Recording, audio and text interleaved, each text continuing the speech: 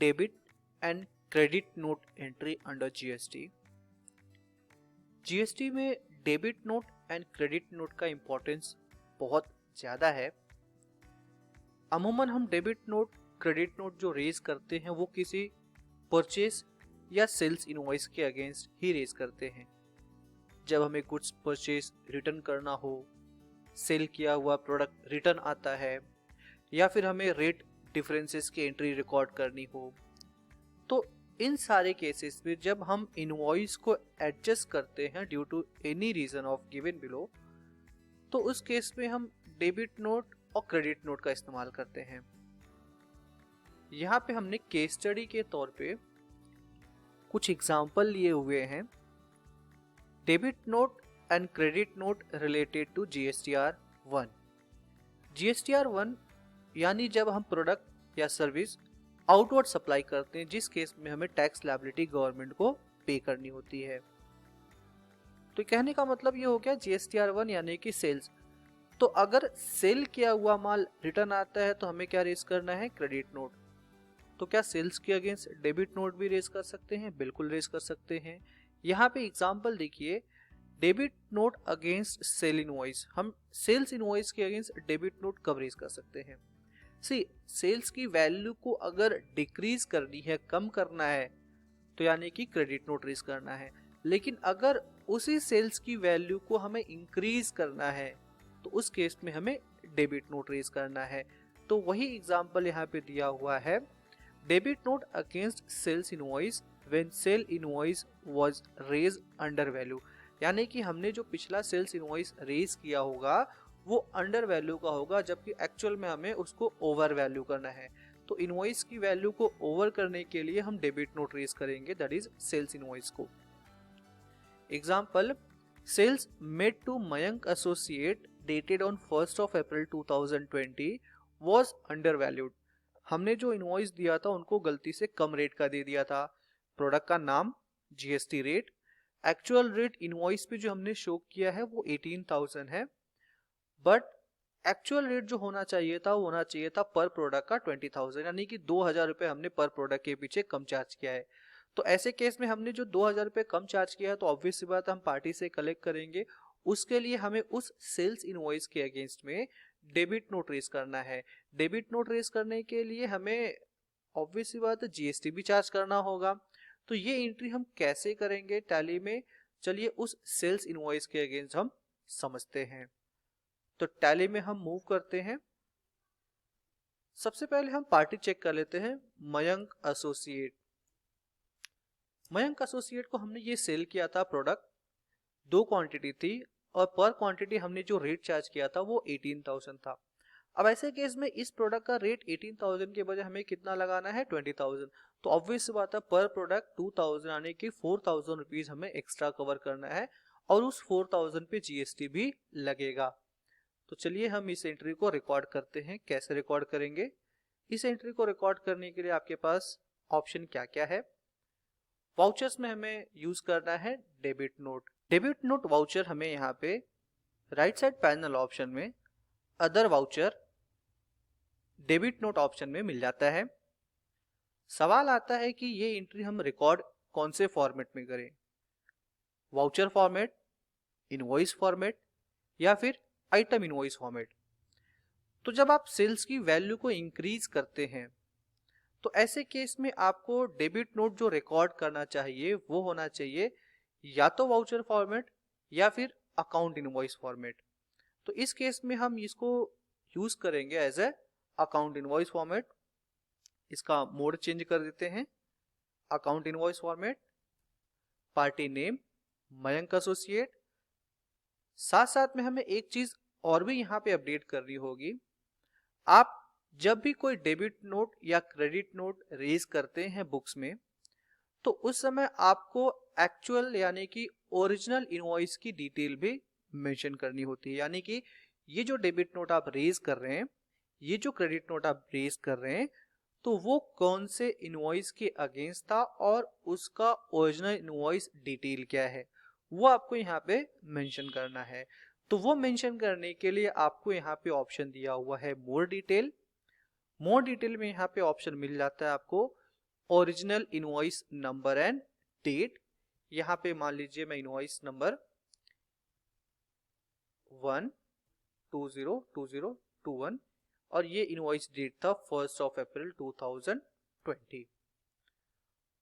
ये 1 अप्रैल 2020 के बाद मान लो ये रिटर्न हुआ है प्रोडक्ट 1 मई को, तो डेट हमने 1 मई ले लिया है। मयंक एसोसिएट पार्टी का डिटेल आ गया यहाँ पे। स्टॉक आइटम हमें सेलेक्ट करने की जरूरत नहीं, बिकॉज क्वांटिटी में कोई चेंजेस नहीं होगा, बट हमारा जो अमाउंट चेंज होगा वो होगा सेल्स का फिगर चेंज होगा। तो आपने लेजर सेलेक्ट किया था उस टाइम पे सेल्स अकाउंट, तो आपको सेलेक्ट करना है local sales.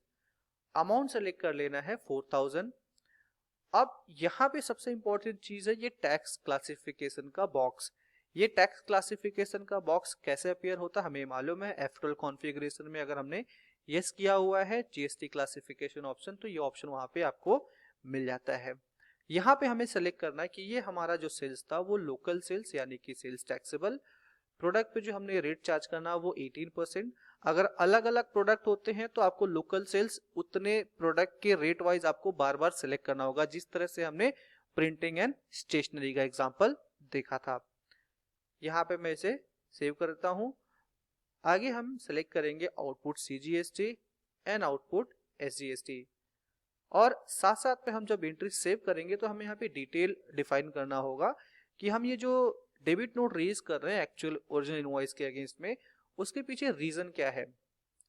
Correction in invoice, change in place of supply, finalisation of provisional assessment, others. आप इसमें से कोई भी ऑप्शन सेलेक्ट कर सकते हैं, हालांकि ऑप्शन सेलेक्ट करना मैंडेटरी नहीं है, बट अगर सेफर साइड के लिए आप यहाँ पे सेव करके इस एंट्री को बिलवाइज डिटेल यहाँ पे करेक्ट सेव करने के बाद इस एंट्री को हम यहाँ पे सेव कर लेते हैं। और यहाँ पे एंट्री सेव करते वक्त हमें ओवरराइड का ऑप्शन प्रेस करना है, बिकॉज जीएसटी क्लासिफिकेशन टैब में हमने मैनुअल फॉर्मेट में 18% rate of GST and GST classification select किया हुआ है। तो ये एंट्री हमारे रिकॉर्ड हो जाती है सेल्स के अगेंस्ट डेबिट नोट रेज करना। अब ये डेबिट नोट आपके जीएसटी रिपोर्ट में जाता है और वो भी आपके GSTR 1 में जाता है, बिकॉज आपने ये जो डेबिट नोट रेज किया है that was against any sales invoice, और सेल्स जो होता है वो GSTR 1 का पार्ट होता है। अब एग्जांपल नंबर 2 पे मूव करते हैं हम। एग्जांपल नंबर 2 में credit note against sales invoice, यानी कि ऑब्वियस बात है या तो सेल्स की वैल्यू डिक्रीज करनी होगी या तो फिर प्रोडक्ट की वैल्यू क्या हो गया रहेगा, आपने रिटर्न कर दिया रहेगा। When goods sold return then हम लोग क्रेडिट नोट रेज कर सकते हैं। यहाँ पे एग्जांपल के तौर पे sales made on 6 April invoice number was having issue hence below item was written from the customer, यानी कि एक इनवॉइस हमने 6 अप्रैल को सेल किया था, इस प्रोडक्ट में कुछ फॉल्ट निकल गया, इसकी वजह से पार्टी ने 2 क्वांटिटी हमें रिवर्स कर दिया यानी कि वापस भेज दिया, और रेट भेज दिया है 2200 रुपए का या फिर जो भी रेट उस टाइम पे लगा हुआ था। तो इस केस में सिंपल आपको सेल्स की एंट्री सेल्स रिटर्न रिकॉर्ड करना है, यानी कि आपको एंट्री आनी है सेल्स, माफ कीजिएगा, आपको एंट्री सेलेक्ट करनी है voucher type other voucher credit note. Credit note में हमें मोड सेलेक्ट करना है एज आइटम इनवॉइस फॉर्मेट, तो यहाँ पे मैं इसको एज अ फॉर्मेट चेंज कर लेंगे, change mode as item invoice. Party name, आपने जिस पार्टी को सिलेक्ट किया था पार्टी का नेम वहां पे हालांकि मेंशन नहीं है, हम उदाहरण के तौर पे यहाँ पे कोई एक पार्टी सिलेक्ट कर लेते हैं as mark India private limited. Party है राजस्थान जयपुर की, तो ऑब्वियस बात है टैक्स लगेगा वो होगा IGST इंटरस्टेट सेल। आपने जो प्रोडक्ट सेल किया था वो था VIP 2 क्वांटिटी। रेट उन्होंने जो रिवर्स किया वो 2200 का है, तो आप यहाँ पे 2200 ले सकते हो। हालांकि रिटर्न के केस में ऑब्वियस बात है जो आपने सेल्स इनवॉइस पे टैक्स चार्ज किया रहेगा वही रिटर्न होगा, लेकिन किसी किसी केस में ये कम का भी रिटर्न हो सकता है, तो ऐसे केस में आप यहाँ पे इसको रेट अमाउंट डिफाइन कर सकते हो। ये कैसे हो सकता है, जैसे कि आपने कोई प्रोडक्ट फुल भेजा था लेकिन उसमें से कुछ पार्ट उन्होंने अपने पास रख लिया बिकॉज उनके काम की चीज थी, बाकी उनके लिए काम की चीज नहीं थी, तो वो रिटर्न कर दिया। तो ऐसे केस में जो प्रोडक्ट रिटर्न किया रहेगा उसका रेट तो ऑब्वियस बात है क्या हो जाएगा, कम हो जाएगा। तो यहाँ पे आपको टैक्स सेलेक्ट करना है आउटपुट IGST, और इस एंट्री को सेव करते वक्त आपको यहाँ पे ऑप्शन सेलेक्ट कर लेना है सेल्स रिटर्न। सेल्स रिटर्न में यहाँ पे बायर का debit note, date and number enter करना है। साथ साथ में हमें यहाँ पे ये भी एंटर करना था कि जब हम क्रेडिट नोट रीज कर रहे हैं तो ओरिजिनल इनवॉइस नंबर क्या था उसका। तो ओरिजिनल इनवॉइस नंबर हमें कहाँ मिलेगा, हमें मिलेगा मोर डिटेल फीचर में। यहाँ पे ओरिजिनल इनवॉइस नंबर, ये इनवॉइस नंबर था 002, डेट था इसका 6 अप्रैल 2020। यहाँ पे इस एंट्री को हम सेव कर लेते हैं। तो ये आपका प्रोडक्ट क्या हो चुका है, रिटर्न। अब दोनों एग्जांपल हमने देख लिया, मयंक एसोसिएट और हमने मार्क इंडिया का भी एंट्री देख लिया। अब मयंक का अगर लेजर चेक करें तो मयंक एसोसिएट में आपने सेल किया था अप्रैल में, और भी अपने पार्टी से पैसा कलेक्ट करना है बिकॉज आपने कम रेट का चार्ज किया था। तो ऐसे केस में 42 पहले का और आपने डेबिट नोट रेज किया तो ये 47,200 आपको पार्टी से कलेक्ट करना है। सिमिलर वे अगर आप लेजर चेक करते हैं मार्क इंडिया का, आपने सेल किया था 39,200 का, उसमें से प्रोडक्ट रिवर्ट कर दिया गया है टू 4928 का इंक्लूडिंग ऑफ टैक्स। तो ऐसे केस में पार्टी से आपसे जो पैसा रिकवरेबल बनता है वो 34,272 बनता है इंक्लूडिंग टैक्स अमाउंट। सो ये है debit note credit note entry record करना along with GST with original invoice number and detail. Entry save करते वक्त आपको कुछ पॉइंट्स का ध्यान रखना है कि ओरिजिनल इनवॉइस नंबर क्या था, उसका डेट क्या था, डिटेल क्या था, और आप अगर रिवर्ट कर रहे हो यानी कि रीजन जो भी डेबिट नोट का क्रेडिट नोट का वो आपको at the time of saving entry specify करना पड़ता है। हालांकि अगर आप उस पर स्पेसिफाई नहीं करोगे, आप मेंशन नहीं करोगे तो कोई बड़ी प्रॉब्लम नहीं है। एक चैलेंज यहाँ पे स्टार्टिंग में ये हुआ था कि अगर आप प्रोडक्ट लेट से अगर आपने 1 सेल किया, 2 सेल किया, 4 सेल्स इनवॉइस रेज किए हैं और चारों सेल्स इनवॉइस में से कोई एक प्रोडक्ट चारों सेल्स इनवॉइस का रिटर्न आता है कल को, तो क्या आप 4 इनवॉइस के लिए 4 अलग अलग क्रेडिट नोट रेज करोगे? बिकॉज आपने यहाँ पे ओरिजिनल इनवॉइस नंबर तो एक ही मेंशन किया है। बिकॉज जब आप पोर्टल पे क्रेडिट नोट एंटर करते हो तो वहां पे क्या होता है कि आपको पोर्टल पे भी जीएसटी का जो आपका ओरिजिनल इनवॉइस नंबर है वो मेंशन करना पड़ता है।